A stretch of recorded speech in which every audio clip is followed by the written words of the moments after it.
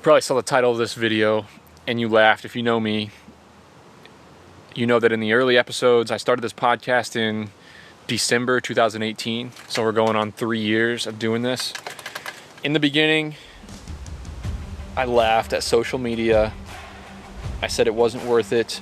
I basically talked down to social media any chance that I got because I didn't see the value there.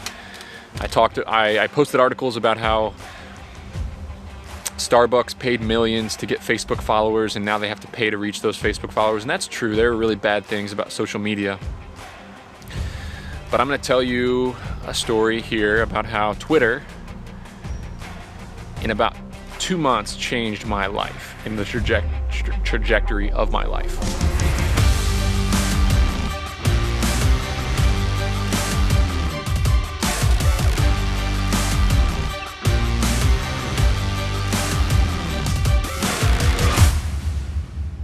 So I knew that I wanted to start an online brand to connect with other business owners, to connect with people who were doing spectacular things, and to connect with people who I could add value to their life and they could add value to my life. Whether it be investing in my real estate, investing in my company, helping to challenge me to learn about new ideas and change my mind on things. I wanted to become more intellectually stimulated. I wasn't getting a lot of that from my friend group. I do get some of it from my friend group, but I can only get so much. I really wanted some people, and no better than anonymous or online people, to challenge me and to help shape the way I think and just think critically. And I wanted to change my mind on some stuff. So I started the podcast in 2018, and it's been, you're listening to it right now, it's been an amazing journey. I'm having so much fun with it. We've had over 500,000 downloads of the podcast. I have every week about 1,000 people listen to it in the first couple of days. Our Reddit community was the second thing that I started focusing on. We have 35,000 people in there. There's 25 posts a day of people who are bouncing ideas off each other and giving each other advice on business. I have the blog, which gets 200 to 300 posts a day, or visits a day, I mean.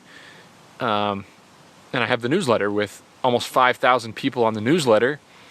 And it's amazing, right? This has been a great journey. I've spent a ton of time and energy doing this. It's while I'm not really making any money off this, it's kind of my version of giving back to the entrepreneurship community. And I think that I'm positively impacting people's lives, which I'm so excited about. I think a lot of people understand that I'm just a guy. My word should never be taken as the word or the way to do something. But I think people are relating to me because I started a small business, an unsexy business, and I'm talking about it. Not many people do that, right? Most of the people that you know that start small, unsexy businesses just ride off into the sunset with their money and never really come back to surface. Whereas on the tech and entrepreneurial side of things, the Steve Jobs, Mark Zuckerberg, those guys get idolized, and that certain type of entrepreneurship really kind of dominates the media and dominates people's heads when they think about starting a small business. Anyway, it's all been incredibly rewarding, but then Twitter came along. As you guys know, I'm in the self-storage business. We had a big cash out refinance on a self-storage facility in 2019 where we built a building for a little over $2 million, and we just put debt on it recently at about $5 million valuation. And me and my partner Dan got about $2 million to go buy and build more storage. And that's what we're doing, but we needed the help of some partners. If we really wanted to grow the way we knew we wanted to grow, we needed some help with some partners. And I had a guy on this podcast about a year ago. His name's Moses Kagan. If you go back, I forget the episode, but if you search Sweaty Startup Moses Kagan, there's an episode where he comes on and talks about his real estate business. And on the side, after we became friends, and he was mentoring me because I'm in the real estate business too, and he's like, Nick, you got to start putting some deals together. And he's like, you'd be really surprised at the value that Twitter can bring you. And so I started tweeting and talking about storage. And I said, okay, what's the worst that can happen here? I share some ideas. I guess the worst thing that could happen is I share some ideas with the wrong person, and he goes and tries to buy all the same storage facilities that I buy, and he becomes a major competitor.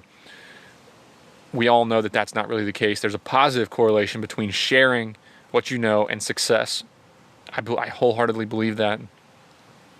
So I just started sharing. I started sharing my deals. I was taking pictures of my profit and loss statements. And while this podcast I share mostly about small business, on Twitter I focused on sharing only real estate and only self-storage. I was very on topic. I kind of took the tools that I learned by copywriting to grow the Reddit community and the podcast to write those same things in tweet format about small business and mostly about real estate. And within 30 days of doing that, I had probably 3,000 followers. And that sounds silly, but these 3,000 followers on Twitter turned out to be very high net worth individuals, investors, real estate professionals, and overall very powerful people. And they started interacting with me. We started messaging with each other. We started bouncing ideas. They would challenge me on Twitter, and we would catch up in the direct messages and get on the phone together. And within 30 days of doing that, I met folks on Twitter that ended up partnering with me in the self-storage business to scale it and grow it. Now, the real dollar value on these people, I'm providing value to them because I'm operating these self-storage facilities, but they are providing insane value to me. And I'll tell you right now that my career was fast forwarded 5 years by Twitter and the power of Twitter. Now that sounds ridiculous, right? Because I've been poo-pooing social media for years. I never thought it was worth it. I always thought it was a waste of time until I met Twitter. And Twitter, for some reason, it attracts a certain part of Twitter, financial Twitter and real estate Twitter and small business Twitter. It attracts brilliant minds because you can curate what you write and what you read on Twitter. For example, I follow only about 150 people, and they're all very much on topic and very much on brand of real estate. They tweet about real estate, they talk about real estate, and they interact with other people who do the same. And I can set words on Twitter that I don't see. I can put Trump, Biden, politics as words that I don't see.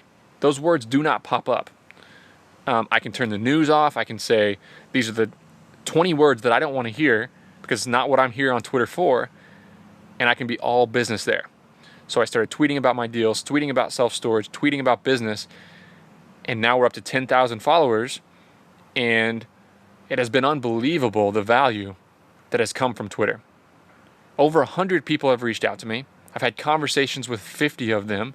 And I'm going to end up doing business. By the end of this year, I'm going to end up doing business with probably 10 of them, which is absolutely insane. My goal was to raise $600,000 for my new storage deals. And within 15 days of interacting with folks on Twitter, just talking about business, talking about things, we got on the phone, we talk about deals, over $1 million was committed to that initial raise. Absolutely insane. Mind-boggling, the real dollar value. So everybody says avoid social media, curate a email chain. It's all the values and things that you can control, like email and newsletters and blogs, and get them to your page, get them to where you are. And that's all fine and good. But in 30 days, Twitter became way more powerful than hundreds of hours, thousands of hours I spent building this podcast, my newsletter, my blog, my Reddit community. So take that for what it's worth.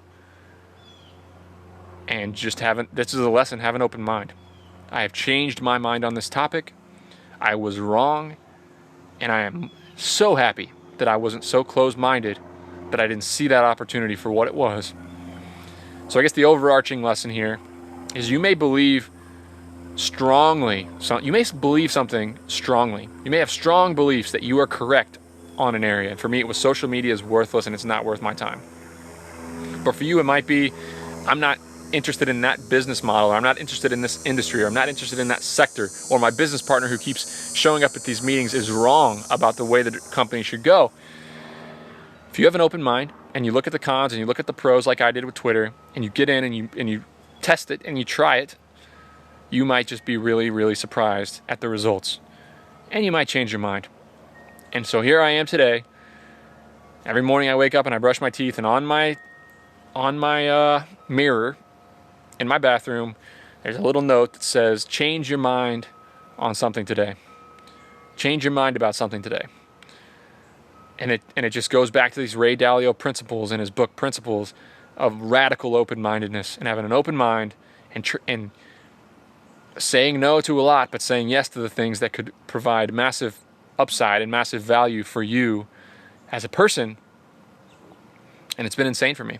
So Twitter, in 30 days, did more for me than 2.5 years building this blog podcast.